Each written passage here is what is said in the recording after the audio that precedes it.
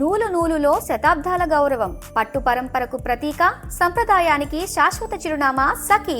పవన్ కళ్యాణ్ గారు మా ప్రశ్నించిండ్రు, పొన్నం ప్రభాకర్ గారు జవాబు చెప్పిండ్రు. ఇక మన ఇద్దరికి ఎందుకు శ్రమ? టెస్టులు చేయకుండా చూడు మిత్రమా, టెస్టులు జరుగుతున్నాయి. టెస్టులు పూర్తి చేయకుండా మేము ఏం పని చేయము. ఎన్డీఎస్ఏ ఇచ్చే సూచనల ప్రకారమే మేము పని పోతాము. మేము టెక్నికల్ ఎక్స్పర్ట్స్ కాదు, నేను కానీ ఉత్తమ్ కుమార్ రెడ్డి గారు కానీ. మేము పొలిటికల్ ఎగ్జిక్యూటివ్స్మి. Technical experts different government of India ఏజెన్సీలను, ప్రైవేట్ ఎక్స్పర్ట్స్ని అందరిని ఎంగేజ్ చేసినాం. ఎక్స్పర్ట్స్ ఇచ్చే నివేదిక ప్రకారమే పునరుద్ధరణ జరుగుతుంది. కేసీఆర్ ఉరికిండానో, హరీష్ రావు అరిసిండానో, అర్ధరాత్రి అర్ధాంతరంగా మళ్ళా చేస్తే గదే అవుతుంది. అందుకే చెప్తున్నా, దానికి ఎన్డీఎస్ఏ రిపోర్ట్లు, మిగతా అన్ని ఏజెన్సీలు ఇచ్చిన రిపోర్ట్లు తీసుకున్న తర్వాతనే పూర్తి చేస్తాము. ఈ రోజు మేము 9/18 కూడా ఏ విధంగా ముందుకు తీసుకెళ్లాలో మహారాష్ట్రతో ప్రయత్నం చేస్తున్నాం. మహారాష్ట్ర ముఖ్యమంత్రి గారు తప్పించుకొని తిరుగుతున్నారు. బండి సంజయ్ గారు నీకు శాత కాకపోతే, నీకు శాతనైతే లేదని చెప్తున్నా బండి సంజయ్ గారికి, కిషన్ రెడ్డికి. మీకు శాతనైతే మహారాష్ట్రలో పోయి 9/18 దగ్గర, ఎందుకంటే అది ఆదిలాబాదు, నిజామాబాదు, కరీంనగర్, మెదక్ వరకు అందరు వాళ్ళే ఎంపీలు, ఎమ్మెల్యేలు ఉన్నారు. అది వాళ్ళ బాధ్యత. రైతుల కోసం పని చెప్తే ఆయన ఏదేదో మాట్లాడుతున్నాడు. సో మహారాష్ట్ర ప్రభుత్వంతో 9/18 మీద చర్చించేసి ఆ సమస్యను కూడా పరిష్కరిస్తాం. Thank you. ఇప్పుడున్న దాని ప్రకారం 50-52% పనులైనాయి. దీని మీద ఇప్పుడున్న ఈ ఏదైతే ఈ ఫేజ్ లో ట్రంక్ లైన్స్ వీటిని చేయడానికి ఒక 1 year లో మేము ఆల్ అవుట్ ఎఫర్ట్స్ పెడితే ఈ మేజర్ వర్క్ అయిపోద్ది. ఎందుకంటే డిస్ట్రిబ్యూటరీస్ చేయకుండా, ఉద్దండాపూర్ నుంచి లక్ష్మీదేవిపల్లికి తీసుకెళ్లకుండా, పాలమూరు జిల్లా ప్రాజెక్టుల మీద చర్చ అసంపూర్తి. ఇప్పుడు ఏదైతే హెడ్ వర్క్స్ నుంచి ఉద్దండాపూర్ వరకు తీసుకొచ్చే వర్క్లను 1 year లోపల రిజర్వాయర్ల నుంచి మొత్తం పంపులు, లిఫ్టులు, రిజర్వాయర్లు, ట్విన్ టనెల్స్ అన్నిటినీ పరిష్కరించడానికి ఒక పక్క కార్యాచరణతో వస్తున్నాం. నెక్స్ట్ జూన్ ఈ టైంకి వాటి 100% పూర్తి చేస్తాం. Thank you. తెలంగాణ రాష్ట్రం వచ్చిన తర్వాత చంద్రశేఖరరావు గారు శాసనసభకు మన జిల్లా నుంచి పోటీ చేయలేదు. సరే, వారి జిల్లా మీద మమకారంతోటో లేదా ఇతర కారణాల చేత వారు గజ్వేల్ నుంచి ప్రాతినిధ్యం వహించిన, కష్టకాలంలో సహాయం అందించి హక్కున చేర్చుకొని, పాలమూరులో ఊరు లేకపోయినా పార్లమెంటుకు పంపించిన ప్రజలకు తన సహాయాన్ని, తన ఆలోచనను అందించి వలసల జిల్లాను అభివృద్ధి జిల్లాగా మారుస్తారని మనం ఆశించడంలో తప్పులేదు. తెలంగాణ రాష్ట్ర ఏర్పాటు అత్యధిక నిర్లక్ష్యానికి లోనైన మహబూబ్ నగర్ జిల్లాకే ఆనాడు సాయం అందాల్సిన అవసరం ఉండే.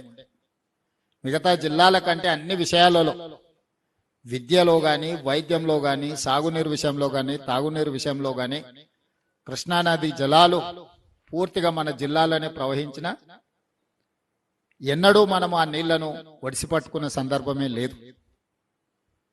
కాబట్టి ఈ ప్రజలు అందించిన సహాయాన్ని గుర్తుపెట్టుకొని చంద్రశేఖరరావు గారు తెలంగాణ రాష్ట్రానికి ముఖ్యమంత్రిగా బాధ్యత చేపట్టిన తర్వాత ప్రత్యేక కార్యాచరణతోని ఈ జిల్లా సాగునీటి ప్రాజెక్టులను పూర్తి చేస్తారని మేము అందరం ఆశించినాం. పదే డాక్టర్ చిన్నారెడ్డి గారి నుంచి మొదలు పెడితే మేము అందరం కూడా చాలా సందర్భాలలో, చట్టసభలలో కానీ, బహిరంగంగా కానీ వారిని ప్రశ్నించడం జరిగింది. వారిలో మార్పు రాలేదు, కానీ అబద్ధపు ప్రచారాలతోని ఈ జిల్లాని మభ్యపెట్టే ప్రయత్నం చేశారు ఇక్కడ ప్రజలు.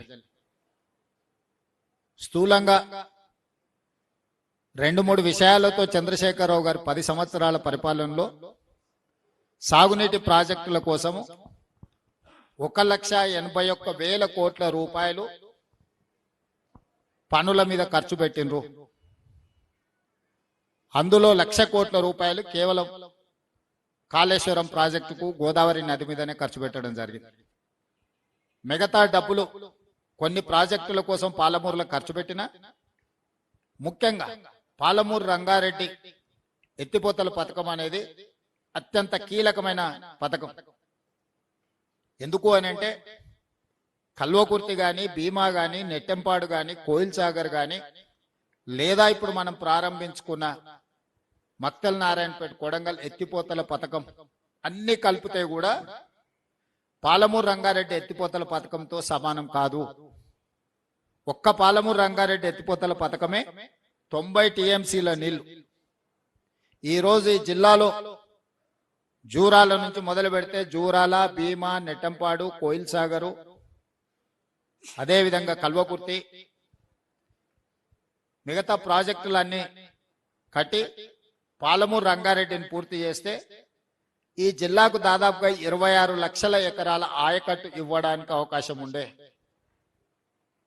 నిజంగానే 10 సంవత్సరాల సుదీర్ఘ కాలంలో ఈ ప్రాజెక్టులను పూర్తి చేసినట్టే ఈ రోజు పాలమూరు జిల్లాలో నికరంగా 26 లక్షల ఎకరాలకు సాగునీరు అందుతుండే. సాగునీరుతో పాటు పరిశ్రమల గురించి నేను చెప్పవలసిన అవసరం లేదు. 10 సంవత్సరాలలో ఒక్క పాలమూరు రంగారెడ్డి ఎత్తిపోతలకే 27,000 కోట్ల రూపాయలు ఆనాటి ప్రభుత్వం కల్వకుంట్ల చంద్రశేఖరరావు గారు ఖర్చు పెట్టారు. మీరు అడగొచ్చు, 27,000 కోట్ల రూపాయలు పెద్ద ఎత్తున ఖర్చు పెట్టిండు కదా, మంచి పనే చేసిండు. ఆ ఖర్చు పెట్టింది పంపులు, లిఫ్టులు. పంపులలో, లిఫ్టులలో ఖర్చు పెడితే కేసీఆర్ ఇంట్లో కనక వర్షం కురుస్తుంది కాబట్టి 27,000 కోట్లలో అధిక భాగము పంపులకు, లిఫ్టులకే ఇచ్చి పంపులు, లిఫ్టుల 1,000 కోట్ల రూపాయల కమిషన్లు కొల్లగొట్టి ఒక్క ఎకరా కూడా నీళ్ళు ఇవ్వకుండా ఎక్కడిదక్కడ వదిలేసిపోయిండు. భూసేకరణ కూడా చేయలేదు.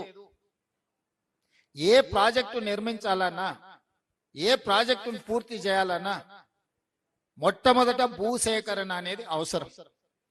ఈనాటికి నాకు అధికారులు అందించిన సమాచారం మేరకు ఈ జిల్లాలో అన్ని ప్రాజెక్టులు పెండింగ్ ఉన్నాయి. కాంగ్రెస్ ప్రభుత్వమే అధికారంలో ఉన్నప్పుడు పూర్తి చేసిన జూరాల ప్రాజెక్టును వదిలేస్తే ఈ జిల్లాలో కల్వకుర్తి గాని, భీమా గాని, నెట్టంపాడు గాని, కోయిల్ సాగర్ గాని, ప్రారంభించుకున్న పాలమూరు రంగారెడ్డి ఎత్తిపోతలు గాని, ఏ ప్రాజెక్టు తీసుకున్నా పనులు పూర్తి సంగతి దేవుడెరుగు. ప్రాజెక్టులు నిర్మించడానికి అవసరమైన భూసేకరణ కూడా జరగలేదు. అంటే భూసేకరణ చెయ్యకుండానే ప్రాజెక్టులు పూర్తి అవుతాయని చంద్రశేఖరరావు గారు ఎట్లా భావించిందని నేను అడుగుతున్నా. అంటే ఆయన ఆలోచన ఎంతసేపు ఉన్నా పంపులు, లిఫ్టులు, 1,000 కోట్ల కాంట్రాక్టర్ల బిల్లులు చెల్లింపుడు, అందులో నుంచి నగదు కొట్టేసు.